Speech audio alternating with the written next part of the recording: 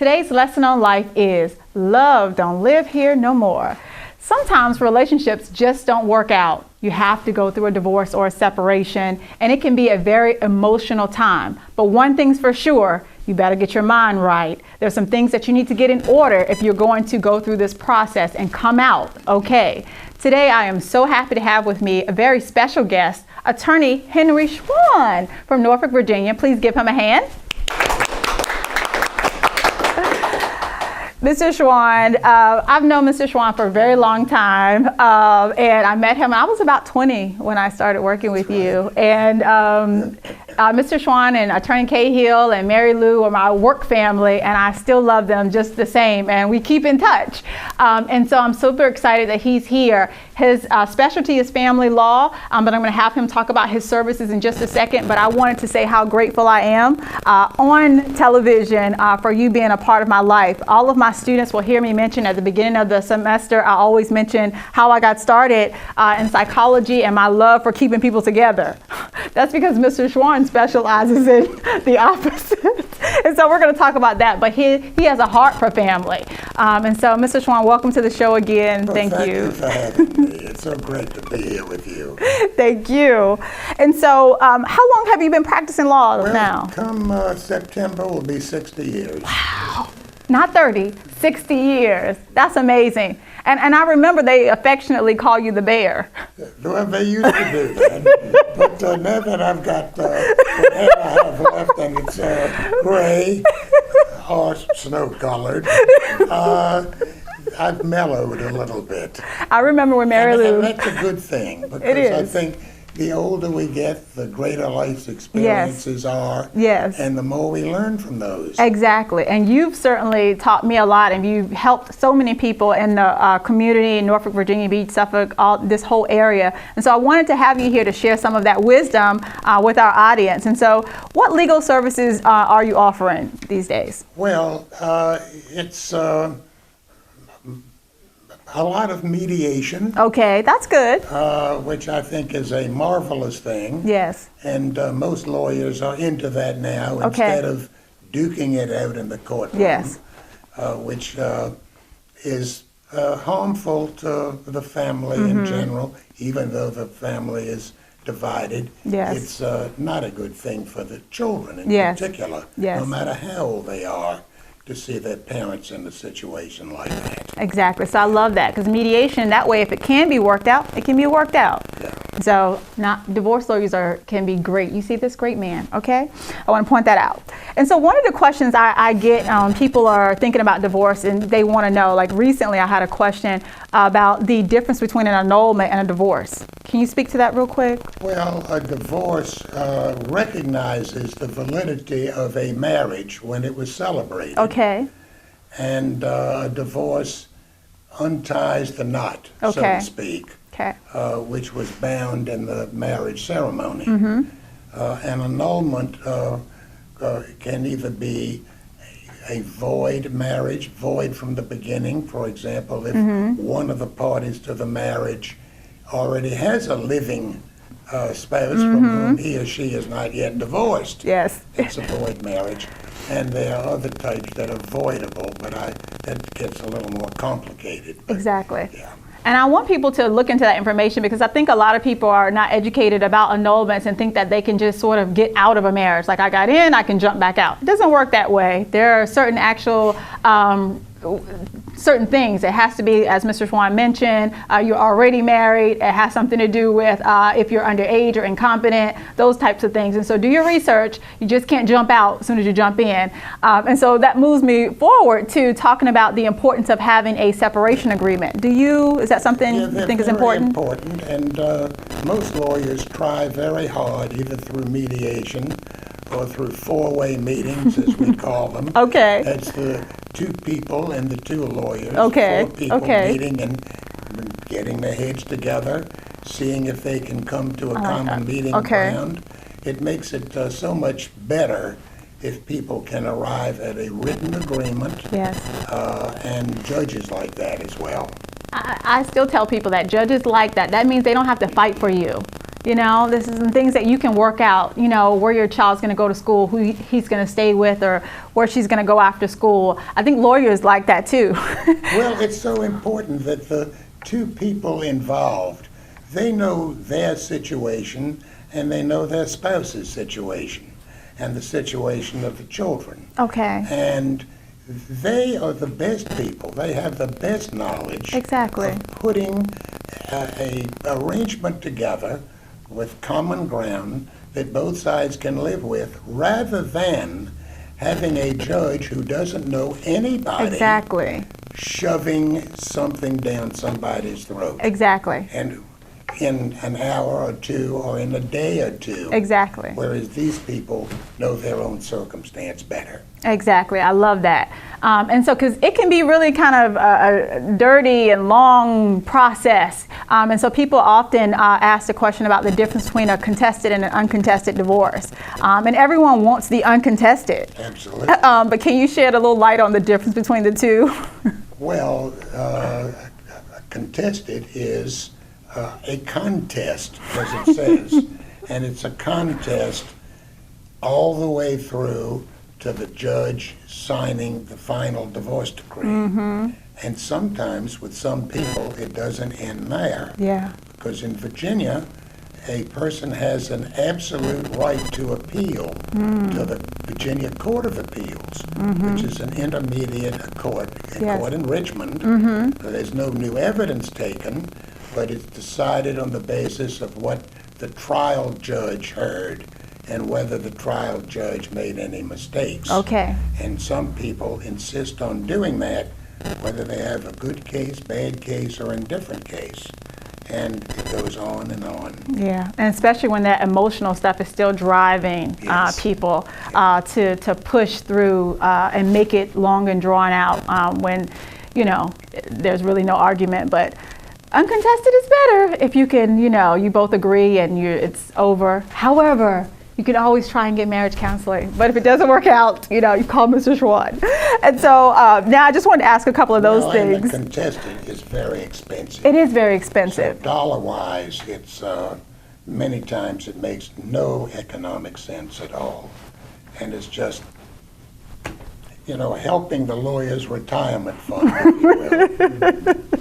And it's really unfortunate because the more it's drawn out, it's an emotional drain. It just takes so much I've seen from people emotionally and financially. That's true. It really is. And so thank you, Mr. Schwan. A couple other things before we get into sort of moving people forward. Two is something called constructive desertion. Is that still something that people aren't aware? Like if I'm fed up, I'm going to leave. And so they leave their house, even though they didn't do anything wrong, they leave. Is it still so that they could lose property or lose certain rights? Well, constructive desertion, another word for that might be cruelty. Okay. And it can either be physical or it can be emotional. Okay. Or it could be a combination of both. Okay. And constructive desertion is a situation where one spouse has created such a hell on earth, if you will, situation within the home and within the family that the other party, to preserve his or her well-being and emotional strength, is forced to leave. Yes. That's a constructive desertion. Okay, wonderful. Wanted people to sort of hear about that. And last thing I wanted to ask you about, and I remember a little bit about, there's lots of things, folks, you know, do your research, you know, about retirement benefits. I remember doing lots of quadros. I remember, you know, people, you know, not being aware of their retirement benefits and the really having to share and making those sort of crazy mistakes, whether it be adultery or whatever, and not realizing that you could be costing yourself your benefits as well. Is that still the case where, you know, even if you've only been married for 5 years or something, but maybe you're in the military and... Well, the law since 1982, I think, has included a dividing of the marital assets, whatever the marital assets are. And marital assets includes lots of things, including pensions and retirements, and deferred compensation plans and 401ks. The marital property, by the way, is called equitable distribution. Okay. And equitable doesn't mean equal necessarily. Okay. It doesn't mean 50-50. Okay. Although that's the way it usually ends up. Okay. Equitable distribution can be 70-30 division. Okay. It could be 45-55 division. Okay. But with pensions and retirements, which are equitably divided, the Virginia Code does not permit more than 50% of the marital part of the pension to be allotted to the non-pensioner spouse. Okay. I hope you got that. That was a lot of good information. Okay. So, if divorce is the next step, so what things should individuals or parents be thinking about? The next step is I need to contact someone. I need to start this process. Well, just as there are doctors who have certain areas of specialty, and if you break your leg, you're not going to go to a psychiatrist for that. Exactly. If you have a problem with your nervous system, you're not going to go to a radiologist for that necessarily. And there's specialties in the area of law practice. Exactly. And if you're going to go and find out what one's rights are, which is what people should do, Yes. whether it's a contested case or not, Okay. a person should go to a lawyer that has experience and some sort of recommendations from friends of the potential client. Exactly. That's the best recommendation. That's beautiful. If a friend has been under the wing of a particular lawyer, under that lawyer's care, Yes. and they've had a good experience, then they can recommend that person highly. They should go to a person with experience in that area and find out what their rights are. Once they know what their rights are and once they know what the issues are, then they are better prepared for mediation or four-way meetings. Or whatever the next step is. Exactly. Exactly. And that's great information. So, of course, I'm biased. So where should people reach you? How can they reach you? Well, most lawyers are in the phone book. Let's put it that way. Everyone's in the phone book. I'm just here to try and help and expand a little bit on the knowledge that you already have without promoting me. Yes, well, and he's doing a beautiful job. Again, I want to give a round of applause to Attorney Henry Schwan. Thank you so much for being here. Thank you. It's been great to see you today. Beautiful. And hope you will keep up your good work. I will. Thank you so much for joining us on It's Life Changing. We'll be right back.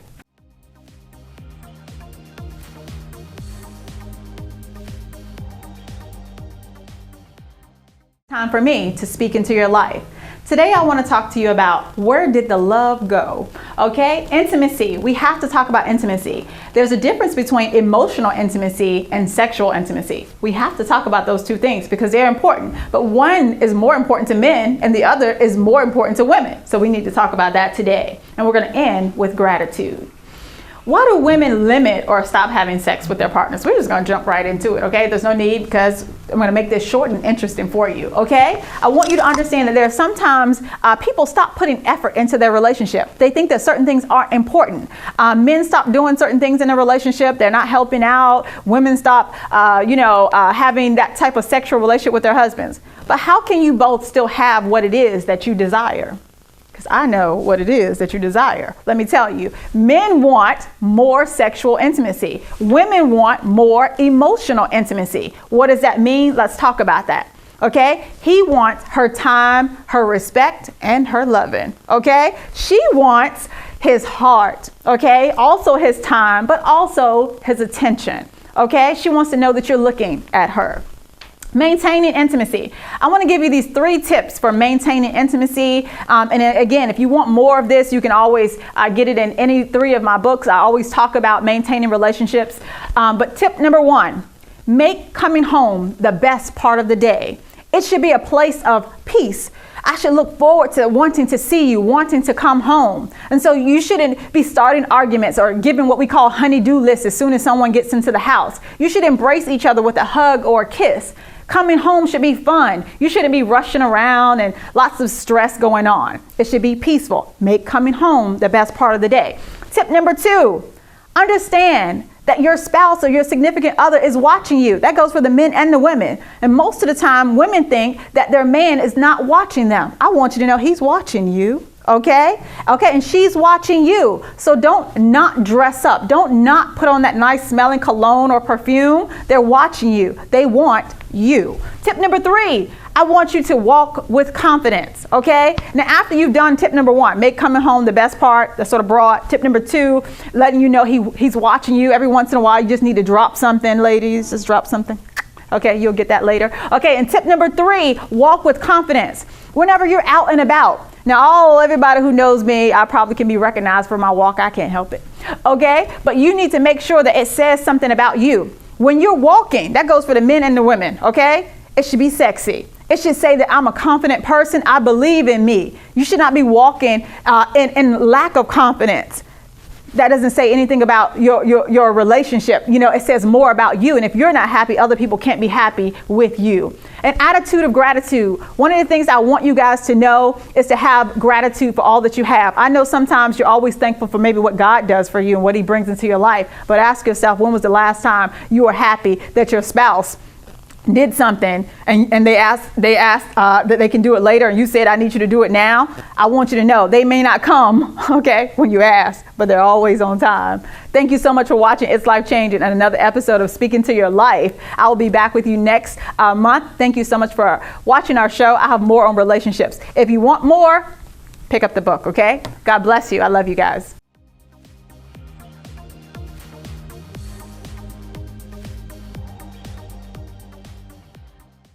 And now it's time for our community resources, and I have another special for you. I actually have 3 gentlemen on the panel with me today. I'm so excited. We have with us Mr. Terry Williams, Mr. Troy Mills, and Pastor Antonio Woolard is back with us to talk about a daddy's love. I wanted to talk about this because a lot of times we hear from moms or single moms or women in general, but I wanted to talk about sort of parenting from a father's perspective because I think sometimes it's misunderstood a little bit. And so I want to start here by highlighting the importance of a father, or how it allows you to grow up and to be the man. But before we do that, I'm going to ask one of the gentlemen to share what it was like growing up, sort of thinking about how it made you the person that you are today. Troy.